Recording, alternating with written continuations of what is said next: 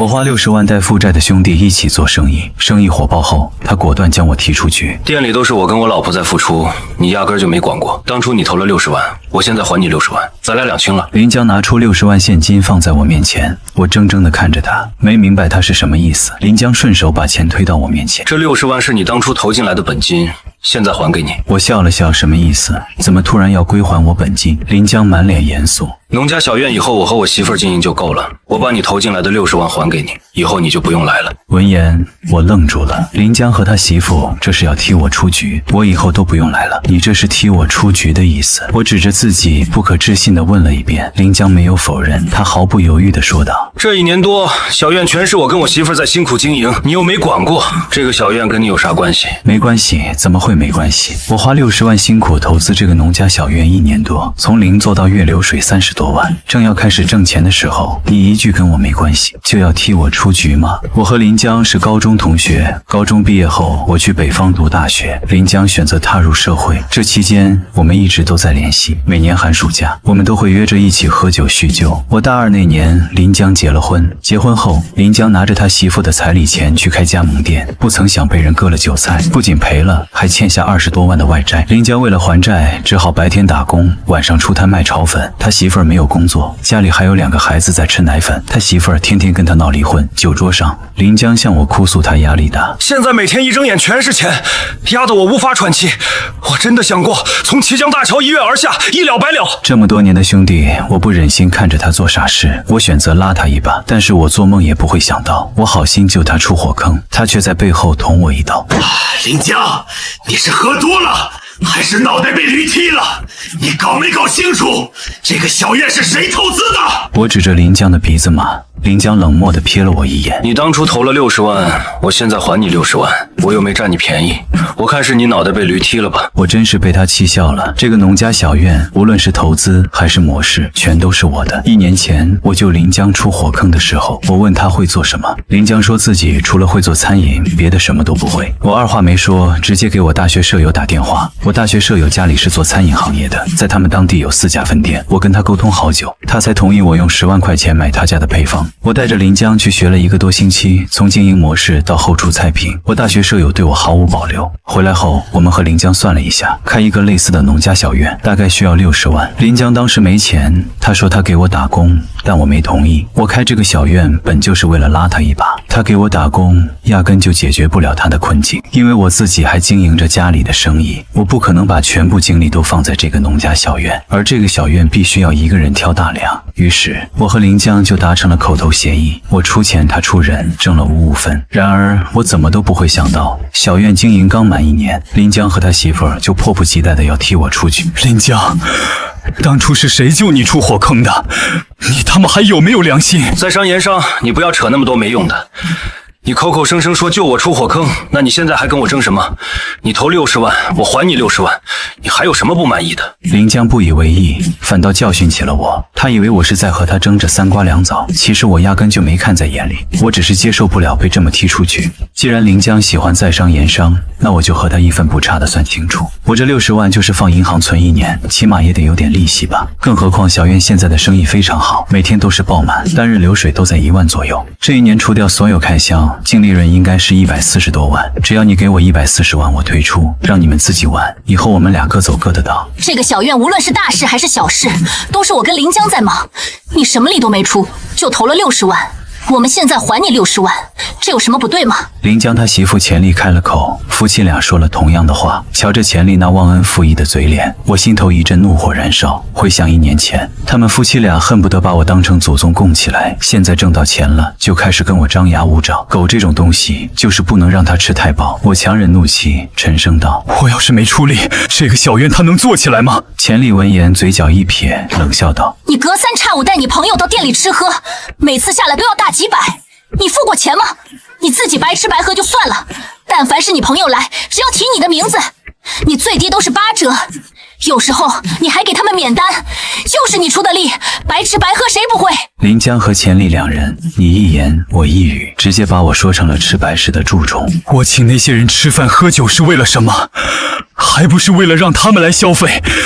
他们哪个没来咱们店里消费，哪个不是咱们店里的大主顾？小院开业初期，店内生意十分惨淡。临江他欠了一屁股债，身边的人都绕着他走，指望着他发动人脉拉生意，根本就不现实。我只能发动自己的人脉，经常组局替农庄拉生意。现在做餐饮，谁不是靠回头客养活？而维持这些回头客，肯定都是人情世故。但是这些人情世故，在临江和钱丽眼中，却成了白吃白喝。你少往自己脸上贴金。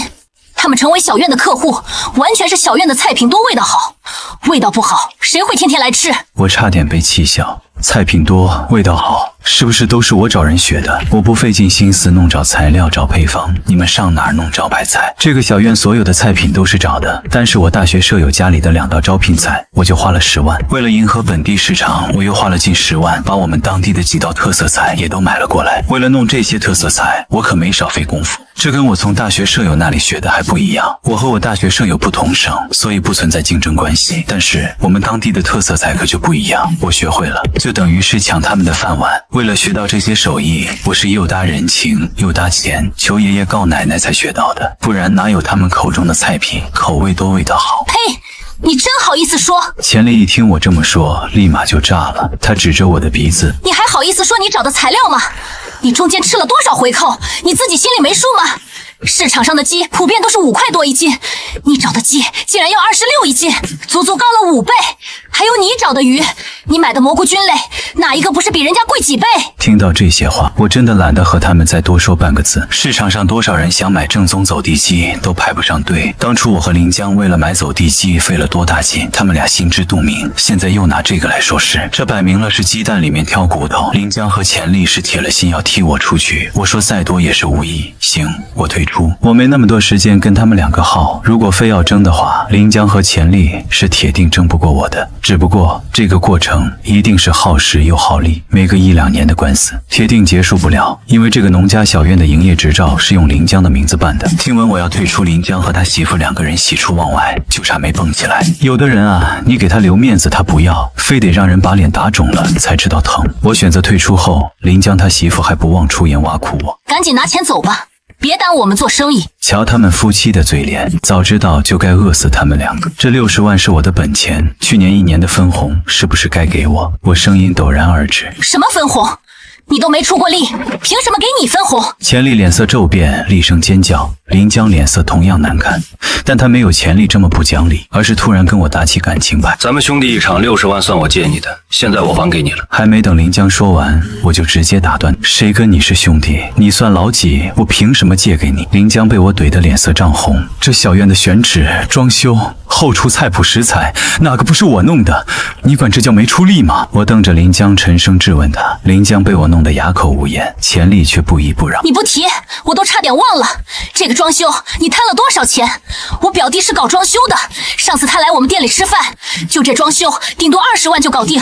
你倒好，你跟我们说这装修花了30多万，你也太黑了吧。听闻这话，我瞬间无语。这个农庄前后1200多平，我装修花了30多万，他管这叫多？我现在跟他说话完全是对牛弹琴。我也不跟你俩继续废话，按照之前的55分账，我应该分62万。我果断掏出财务发给我的财务报表。临江和钱丽想说话，但是我没给他俩开口的机会。还有你之前欠我的6万8，你一共要给我68万8，拿到钱我立马走人，否则这个小院咱们谁都别干了。我冷眼望着临江，临江深知我的脾气，我一旦说了狠话，那就是非干不可。钱丽不同意，但是临江不敢赌，他一把将钱丽拉了出去。两人嘀咕了小半天，最后不得不把剩下的钱转给我。离开小院之后，我决定给临江上一课，这个小院我不干了，他们2个白眼狼也别想干。我要临江亲眼看着他是怎么从巅峰再跌落到火坑的。可惜我还没来得及动手，临江就自己先动了手。赵老板，怎么突然取消合作了？卖走地鸡的宋总给我打电话，宋总是我们高中同学的老表，临江也认识。宋总为了养殖正宗的走地鸡，专门包了一片果林。他家的走地鸡纯天然放养，生长周期是150天到180天，也就是5到6个月。这也就是为什么价格贵了5倍的原因。钱丽说的那种5块钱1斤的鸡，那是普通的肉鸡，30到45天就能长到5、6斤。下锅之后一炒全是水，味道如同嚼棉花一样。不好意思，宋总，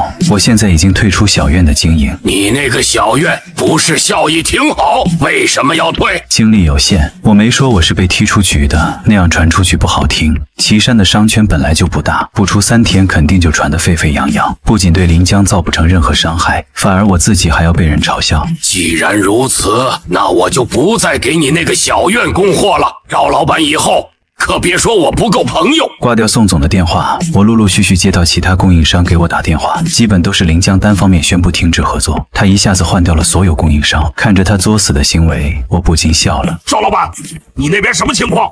怎么说我的鱼价格高，让我降到7块钱1斤，不然就不合作了？卖鱼的老陈最后一个给我打电话，接到他的电话，我深知临江离死不远了。我说我退出了，老陈不由得吐槽2句。我看他就是个傻子，岐山黑鱼市场上要是还有比我价格低的，我跟他姓。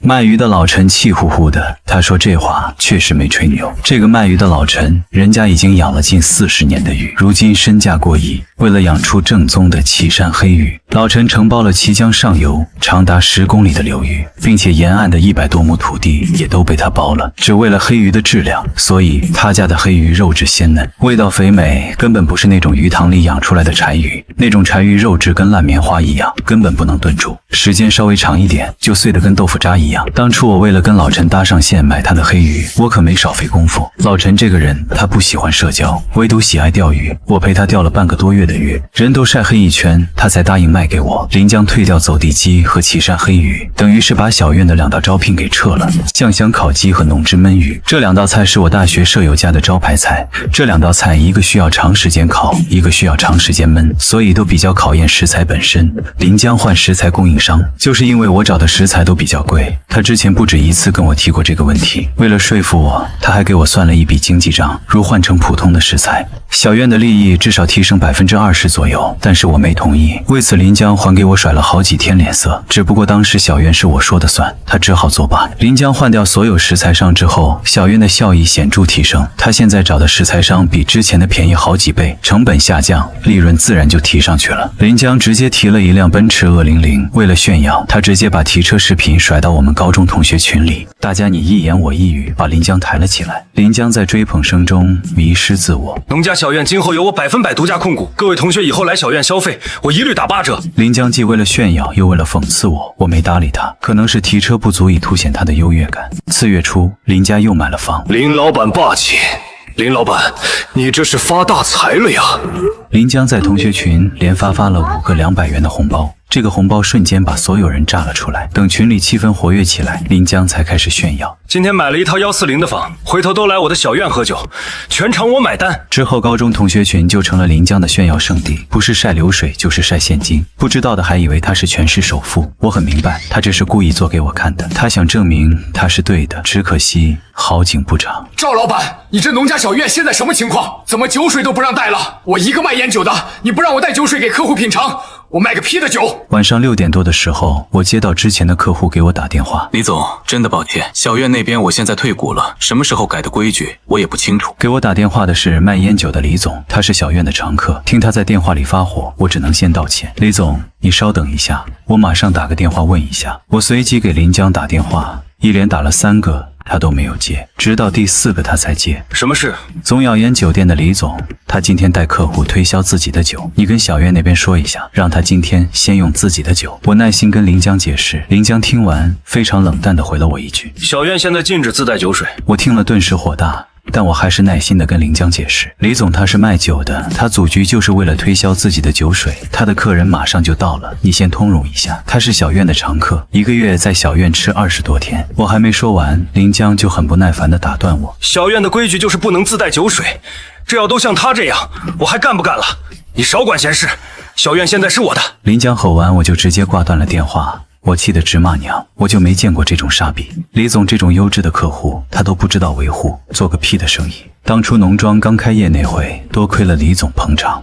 他不仅自己吃，还经常带身边的朋友过来捧场。无奈，我只好在别的地方重新给李总订个包间。我再三给李总道歉，本以为这件事就这样结束了，哪曾想临江竟然还让人打电话跟李总要什么赔偿费。李总提前订了一个烤羊，烤羊要提前2个小时开始烤。李总气呼呼的走了，他自然不会再买单。临江让服务员给李总打电话要烤羊钱，李总直接给他拉黑了。临江又给我打电话，你马上让那个李总把烤羊的钱转给我，否则我跟他没完。电话那头临江气呼呼地冲我吼了起来，你有病吧？人家是卖烟酒的，请客吃饭本来就是为了推销酒水，你不让他带酒，他吃什么饭？咸的吗？我直接骂道。临江还在继续狡辩，这是小院的规矩，我又不是针对他。我回怼道，你的规矩你为什么不提前告诉他？你非要等到饭点才告诉他？我太了解临江的为人，这种小伎俩他绝对搞得出来。我不管，你告诉他，他要是不给我，我绝对不会放过他。临江又开始装了，我听得脑袋大。你有能耐去他店里找他，别在我面前吹牛，人家10年前就开路虎，你是个屁呀！临江听完再也蹦不出半个字，只好挂断电话。此后类似于这样的情况，我同样又接到好几个。临江事先不通知别人不让带酒水，等别人带着客户去小院时，他才告知不让带酒水，弄得很多人都特别尴尬。那些人很多都是我朋友，他们遇到这种事情第一个就会给我打电话，但我不能次次都自掏腰包替他们重新订酒店，我逼得没办法。我连续发了3条朋友圈，告知所有人我已经退出小院经营以及农庄不让带酒水的事情。临江看到我的朋友圈，又给我打电话，说我这种针对他故意坏他的生意，我直接将他拉黑。这货是坑人坑上瘾了。我打听一下才知道，临江这货之所以不让带酒水，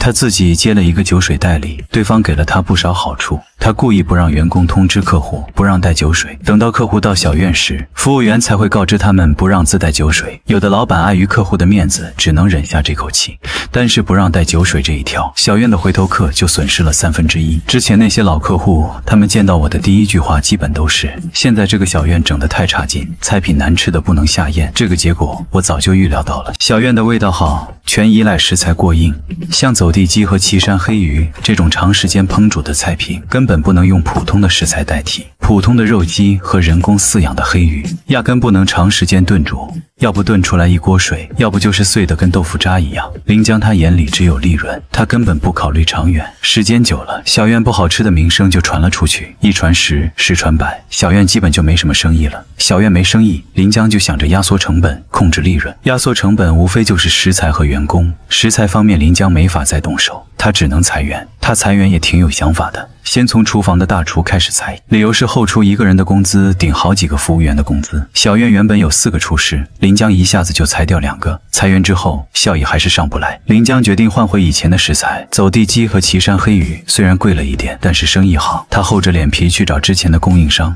但是没人理他，他又把怨气撒在我头上。你这么搞我有意思吗？这么损人利己的事情，你就不怕遭报应吗？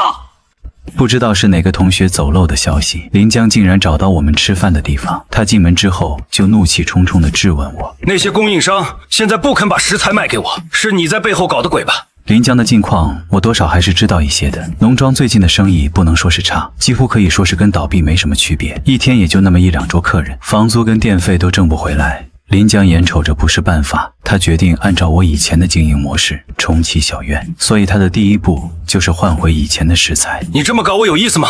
这么损人不利己的事情，你就不怕遭报应吗？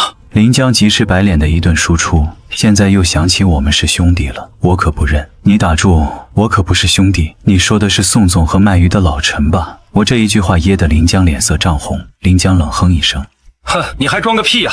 我懒得和他争执，但是现在当着这么多同学的面，我要是扭头就走，所有人都会以为是我在背后搞他。临江那张破嘴，死的都能说成活的，所以我必须要解释清楚。我现在给老陈打电话，我开免提，让大家评评理，是不是我搞鬼？我掏出手机，当着众人的面拨通老陈的电话，老陈几乎是秒接。喂，小赵，好久不见，怎么想起给我打电话？电话那头传来老陈的问候声，这不是太久没见陈老板，想吃陈老板的鱼了吗？这个简单，你把地址给我，我明天叫人给你送过去，你想吃多少有多少，绝对管饱。我又跟老陈闲扯几句，随后才步入正题。我那个农庄的合伙人是不是找你买鱼了？话音刚落，老陈声音突然严肃起来。小赵，你要是自己想吃鱼，你要多少，我给你送多少。但你要是替他说话，那就免了。但从电话里我就能感受到老陈的火气很大。听到老陈这么说，其他同学也都面面相觑，临江也不自觉地开始闪躲。老陈，我真不是替他求情的，我问一下你俩发生了什么，怎么这么大火气？老陈平日里待人特别和善，无论你什么身份，他都十分客气。人家虽然身价过亿，但是一点架子都没有。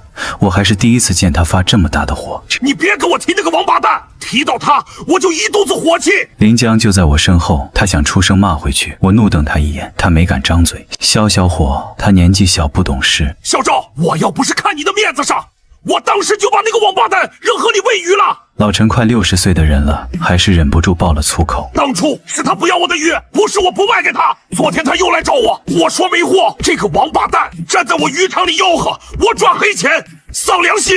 他还把我给你22块1斤的事情满渔场吆喝。我那些客户有的都是跟我合作10多年了，我一直给他们的都是25左右1斤，现在搞得我里外不是人。我要不是看在你的面子，我当时就把他扔进湖里喂鱼。老陈又重复了一遍。这个时候谁对谁错，大家心知肚明。我向老陈道了歉之后就挂了。还需要我给宋总打电话不？我脸色阴沉，质问临江。谁知道是不是你们提前串通好的？临江小声嘟囔。我反手啪的一声给了他一巴掌。凭什么打我？临江被我打懵了，半天才缓过劲。这一巴掌是替老陈打的，你忘了他当初是怎么帮我们的吗？整个綦江卖黑鱼的都嫌弃我们量小，不肯卖给我们，只有老陈他不嫌弃。他看我们2个年纪小，不仅卖给我们，还给了我市场最低价。綦江老陈，你满市场打听去，他给我们22块1斤，是不是市场最低价？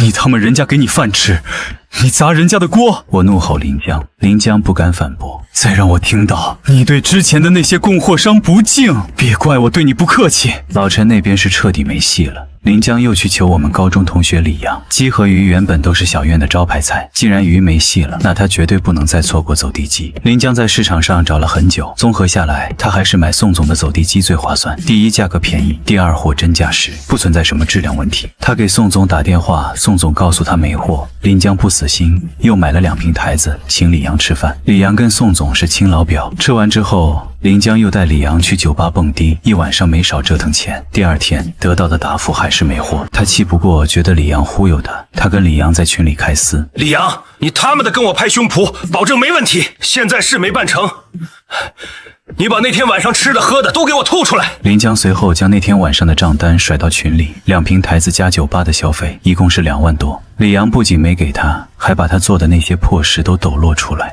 临江，你个不要脸的狗东西！赵凯旋看你可怜，他还60万带你做生意，结果你不要脸，你把他踢出局，独占他的农家小院。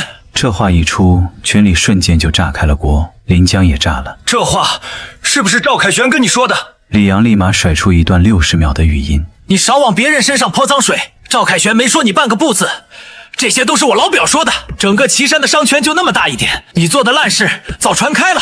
像你这种忘恩负义的狗东西，你就等着关门倒闭吧。又过了1个多月，临江彻底撑不下去了。小院无论是打折还是降价，甚至啤酒免费畅饮都没用，生意始终一点起色都没有，一天就那么1、2桌，电费都挣不回来。临江被逼得没办法，他又来找我。高中同学的聚会上，临江半路杀了出来，看到临江来了，我起身就要走，因为我跟他真的没什么好谈的。这一次同学聚会，就是因为他们说没邀请临江我才来的。如果得知他会来，八抬大轿抬我都不来。凯旋，是我错了，不管怎么说，是我对不住你。临江进门之后就直接走到我身边道歉，弄得大家满脸错愕。他拿了一个分酒器，直接倒了满满1杯白酒。这第1壶是我对不起你，我混账不是东西，财迷心窍，伤了咱们这么多年的兄弟情，我对不起你。话罢，临江一饮而尽，然后又倒了满满1杯。这2壶是我忘恩负义，我最落魄的时候是你带我东山再起，可我却恩将仇报，我猪狗不如。临江眼眶一红，直接一饮而尽。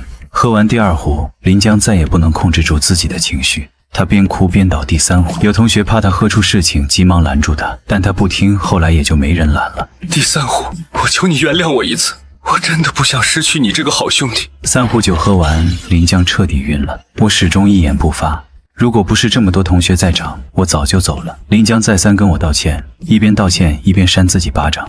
大家都坐着不动，看他自己扇自己。我跟他的矛盾早已经不是什么秘密，对于他这种忘恩负义的小人，没人会同情他。再后来，临江彻底醉了，出了很多洋相，而我早在其他同学的掩护下，先一步离开。14同学聚会过后没多久，临江就把店面兑了出去，连带小院的东西一并兑给下人租户，租金加转让费勉强够把员工的工资和食材费结清。再后来，我很少听到临江的消息，或许是上次醉酒太丢脸，临江直接退出了高中同学群。他这辈子若是没什么天大的机缘，下半辈子注定要在还债中度过余生。小院兑出去之后，他累计还欠了70多万。再见临江的时候，他正在街边卖炒粉。